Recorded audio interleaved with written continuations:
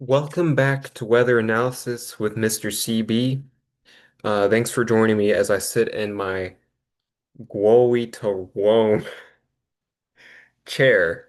You might not know what that phrase means, but if you do, good. So let's start out this lesson by looking at this right here. Now, what's this freaking thing?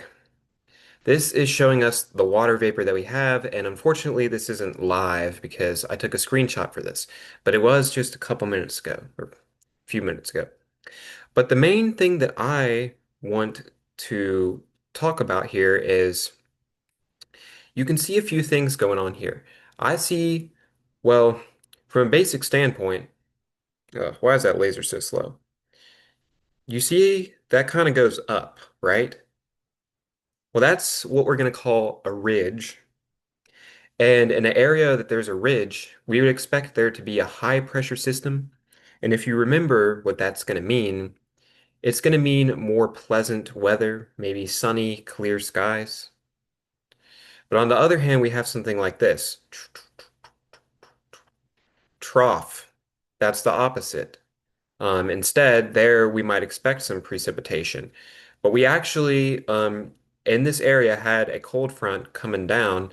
Um, and now there's just a stationary front here. And if you can see all throughout here, this boundary that's there. We're going to get later on into more specifics of what that might be. But I just wanted to include that for a live situation. But obviously, if you're watching this at a different time, it might not be as interesting to you. But at least when I made this video, that. Yeah. So let's talk about temperature some. So first of all, temperature, what it really is a measure of kinetic energy.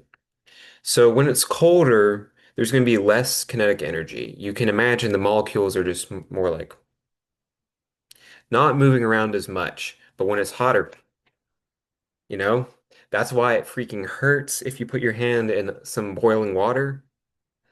But we already talked about the lapse rate that we might know. And the environmental lapse rate is going to tell us how much the temperature is going to change as we go up. How much do we expect it to? That happens to be 6.5 degrees Celsius per kilometer, approximately. So if we go up by that distance, that's how many degrees colder it probably will be, but it's not going to be perfect. Now, the interesting thing is where does the heat come from that's in our atmosphere? You might expect that it's from the sun, and technically, in its original form, it is. But the true thing is that um, the atmosphere, it poorly conducts heat. So when we have radiation coming in from the sun, it's going to bounce off of the surface, but it's not going to really be able to escape back out because of our atmosphere. So it's trapped. So the real heat source is really going to be the Earth because if you think about it, it's going to take a little bit to compare to when the sun goes down or comes up for the temperature to change. It's going to be a little bit delayed. Um, Inversions we've already talked about.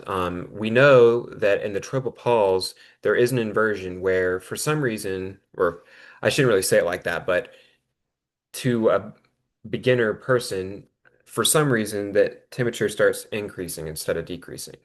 But we can also have mini inversions, just in the troposphere, where for some reason, uh, well, the temperature is increasing with height. That's not what we'd expect. But we can look at two situations here to think about how that could be. So if we have a cold air mass over a warm air mass, what is going to happen? Well, cold air sinks, warm air rises. I know for a fact, I had two brothers, and for a few years of my life, I slept on a bunk bed that was three stacked. And since I was the top brother, the oldest brother, I was at the top of that freaking thing. But it would be the hottest for me. I knew that for sure. Sometimes I'd sleep on the floor, like when our air conditioning broke. So that's a good thing, way that I could always remember that warm air rises. It was always hotter for Mr. CB on that top bunk. Cold air, though, it sinks. But what's going to happen if this air wants to rise and this air wants to sink? Unstable. You know, that's going to be unstable. They want to run into each other, so it's like, you know. But on the other hand, if this warm air wants to rise, and or if the warm air is above, if it's flipped, and the cold air wants to sink, then they just go their own separate ways. That's going to be stable in that situation. And cold air is going to sink, and how come? You might wonder. Well, cold air is going to be more dense, and because it's more dense, it's going to sink. Um, as a side note, the PBL stands for the planetary boundary layer, and this is the layer that's the closest to the surface, and it's going to be very influenced by what goes on for the surface. Now, another thing I want to say is there can be two factors that are related directly or inverse of each other. If you remember some of the gas laws that you might have learned maybe in chemistry, it's okay if you don't. We'll talk more about that later, but pressure and temperature are going to be directly related, meaning that as one goes up, the other goes up. As one goes down, the other goes down. By those equations that we have, that makes sense of why. Because as one side of the equation goes up, the other must. So that kind of makes sense of how. So as we know, pressure is going to decrease as we increase in height, and so is temperature. But they are related to each other. They're not just completely different concepts there. Because if you think about it, there is going to be more pressure going on when there's more kinetic energy, which is what the case is when it's hotter. So, if there is a lot of pressure going on, that would make sense in that case. So, now we're going to talk about energy a little bit. Energy, in just a simple form, is the capacity to do work. So, we have two types of energy in general that you might have learned about. So, if I have this thing right here, this thing that I got in New Zealand one time, um, if that thing's just sitting on my hand like this, that's got potential energy. And the reason why we might call it potential energy, from like a naming standpoint, is that it has potential to do something, right? And the potential is to, oh, if I drop that crack on the floor, I don't want that. But that would be kinetic energy. And I hope that you know that energy cannot be created or destroyed. It also can depend on what system we're talking about, like closed or open system, if you might know what that is. It's fine if you don't.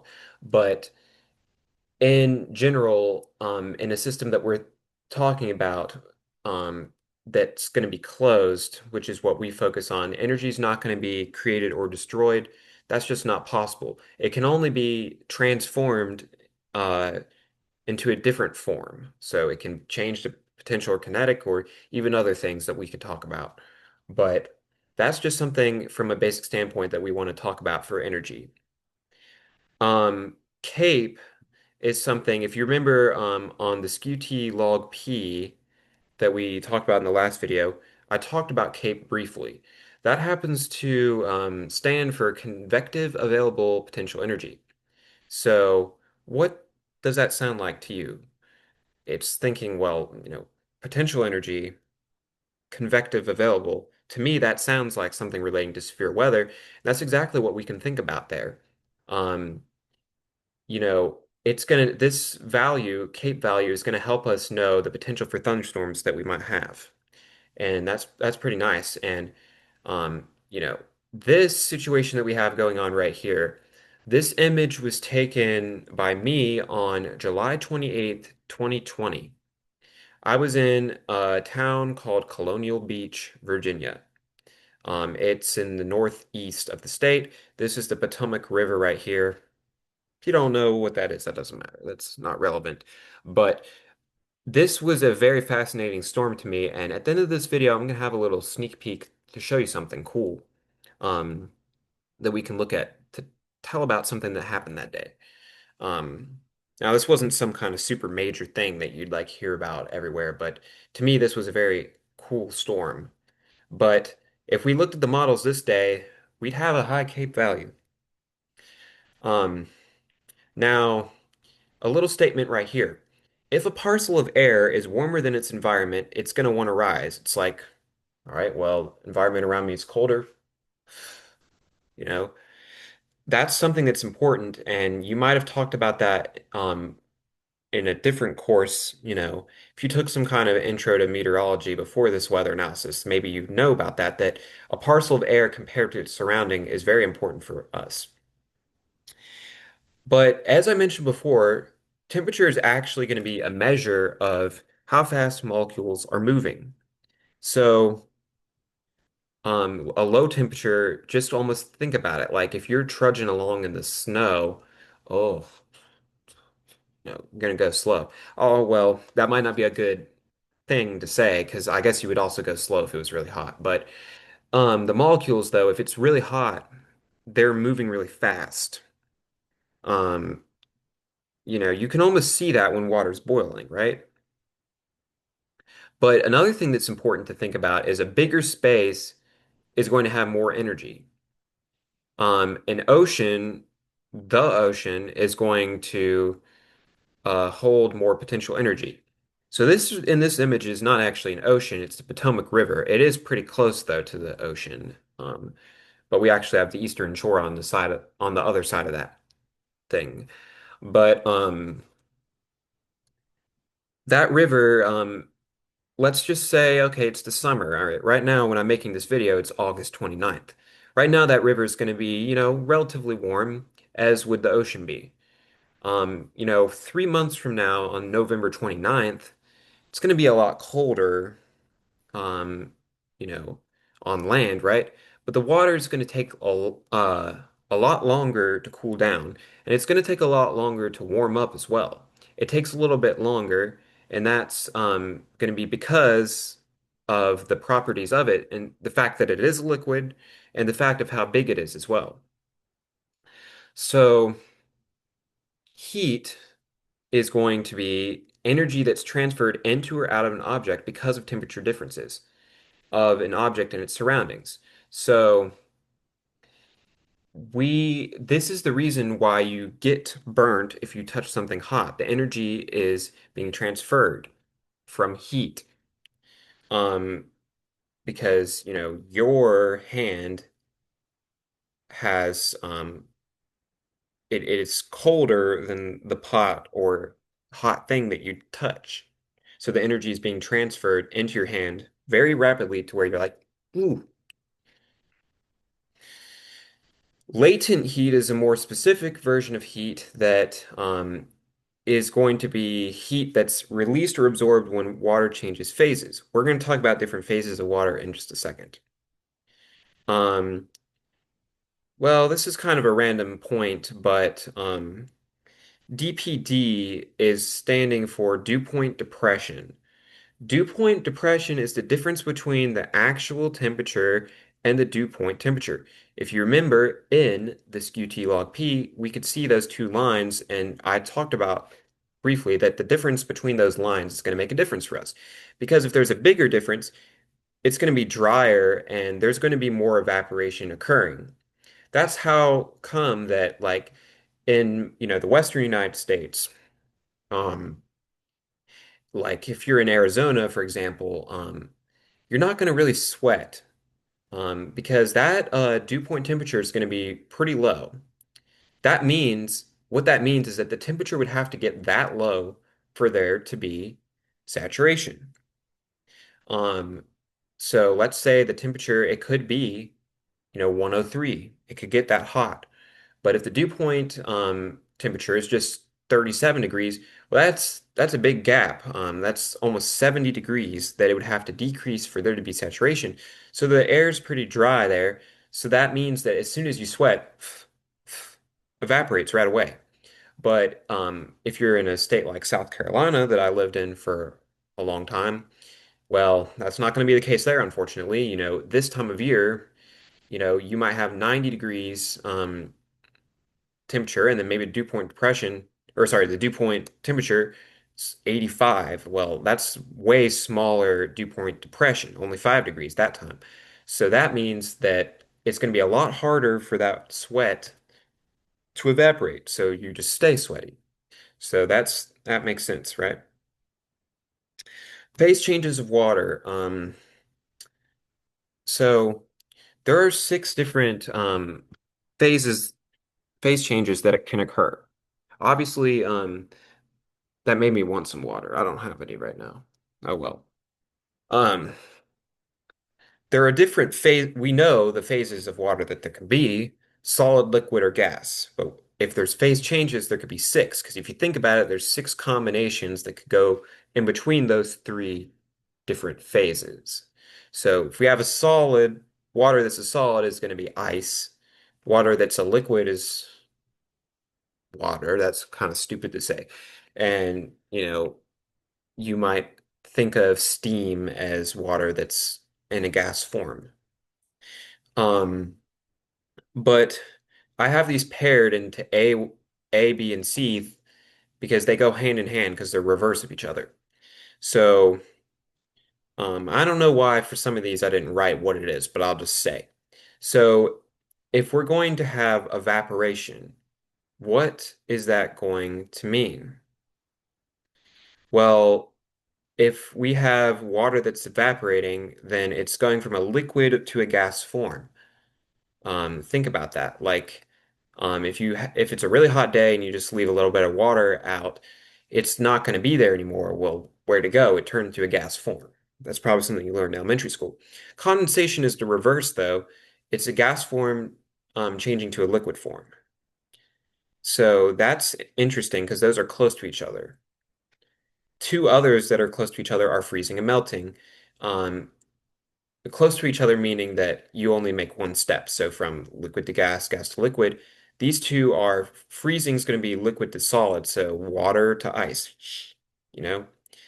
And then melting is reverse, obviously, solid to gas or solid to liquid. The two that you might not be as familiar with are sublimation and deposition, because you just don't really talk about or really see them as much on a regular basis, but you can go from a solid to a gas or a gas to a solid. Sublimation is going to mean going from a solid to a gas. Sometimes, for example, when snow falls, it's ice technically, as it's going, it's a solid, but then it can just sublimate and then it's just in gas form. That wouldn't mean that the snowflakes evaporate, they would sublimate. Um, Deposition is going to be the reverse if you go from a gas form to a solid.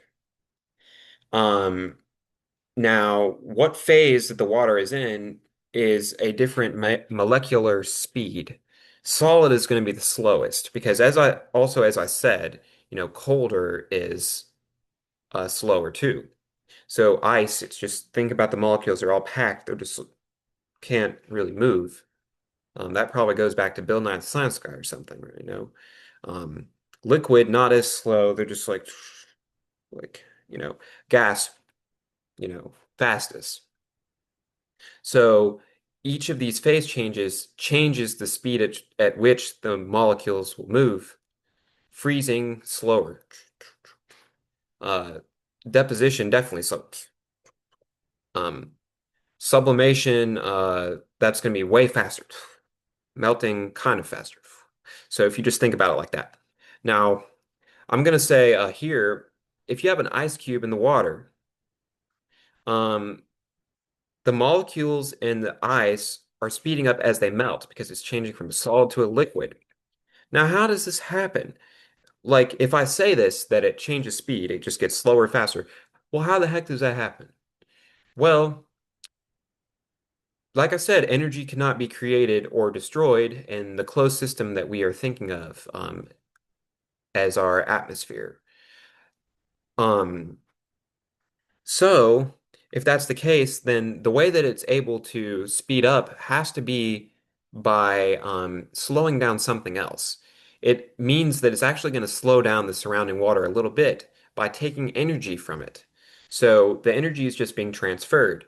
So, now that the water molecules are moving faster for the ice, they're moving slightly slower for the surrounding water because there has to be balance. As I said in the last video, everything makes sense. It's going to balance. So everything works out in that way. All right. Oh, well, there you go. That's all of this slideshow. So now I'm going to show you something interesting about this day that I was talking about.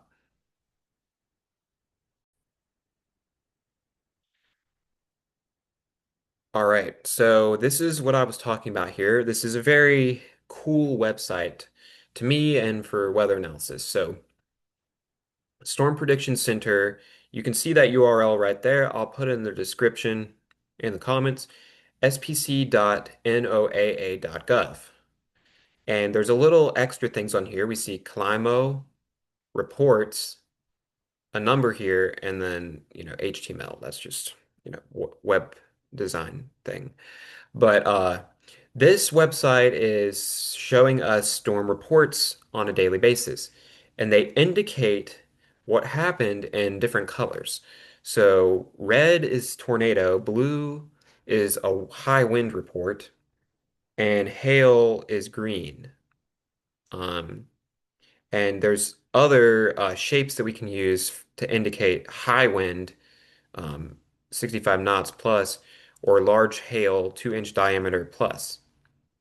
And the thing about these reports, there could be some things that don't show up on this map that did occur, and there could be some slightly inaccurate things too, because some of these reports come in by certified storm spotters. I'm one of these.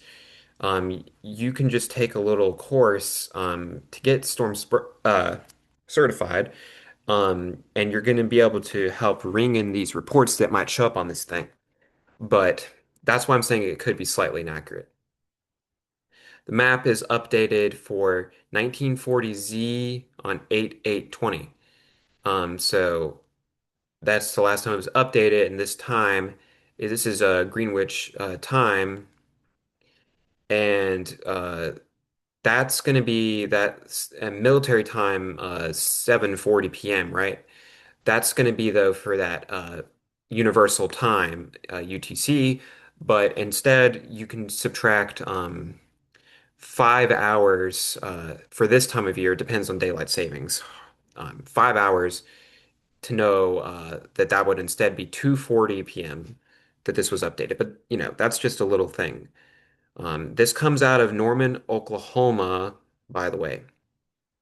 So we can see what happened today. I mentioned that picture, when I took that, I was standing in Colonial Beach, Virginia, which is about right here. And you see quite a few of those blue marks. That means a wind report. That day, shortly after that, right before the storm began and precipitation began, I went about like this in the state. So I went around here. There's Bowling Green, I think, is around here. So there was some interesting things going on that day. So we can scroll down in here. And the reason why I'm showing you this, by the way, is not that this was like some significant historical event. It definitely wasn't. It was just a day that I think about, and that's why I made the background that picture. But I'm just doing this to show you how this website is. So we had some hail that day, but not in Virginia. Um, but let's scroll down, and we're going to look for Westmoreland. Um, if it's on here. I think it should be. And this is in order of time, you can see right here. Westmoreland, VA is what we're looking for. And if not, we'll go from there. But I'm just gonna see. Okay, there wasn't Westmoreland. So I'm just gonna look for a county. Okay, let's just say King George. That's not so far. Okay. So we're going to look at this report. 2023, So that's going to be 8:23 UTC, minus 5 hours, 3:23. So at 3:23 p.m., we see that it's 1 mile east of Fairview Beach, King George County, Virginia. Here's what the ooh, sorry, low battery. Here's what the report says. Tree down on 10th Street near Potomac Avenue. Okay. And that's one of the things that they teach you in the Storm Spotter class is like something like that. If it wasn't just a dead tree or a freaking stupid tree, if it fell down and it was a normal tree, that warrants that blue thing, blue mark. Uh, we don't want Brazos. I'm looking forward to that. Only Murders in the Building. That's what makes me think of that. But season 5, isn't it? Um, all right, we're gonna keep going down, keep going down. All right. Caroline County, I went through there. So this is later, a couple hours later.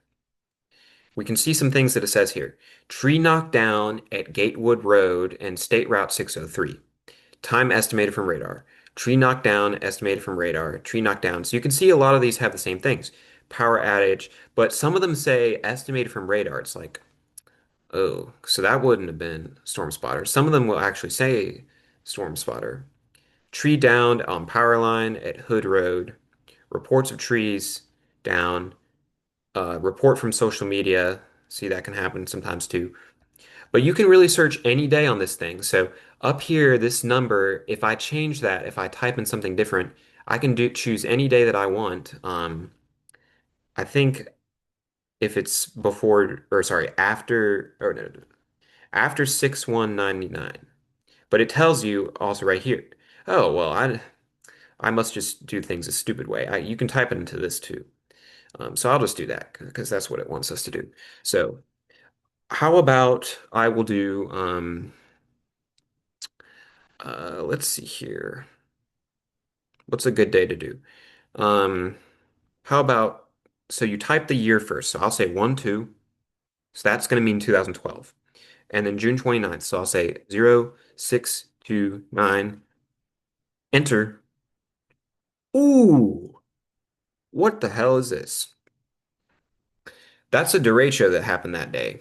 But I don't need to get into that right now. But you see those black squares? Ooh, something crazy going on there. I was in Virginia that day. I definitely was. Ooh, never forget that day. That's why that's the one I searched. That thing was crazy. That thing was crazy. So anyways, that's all for this video. I hope that was interesting to some extent. See you on the next one.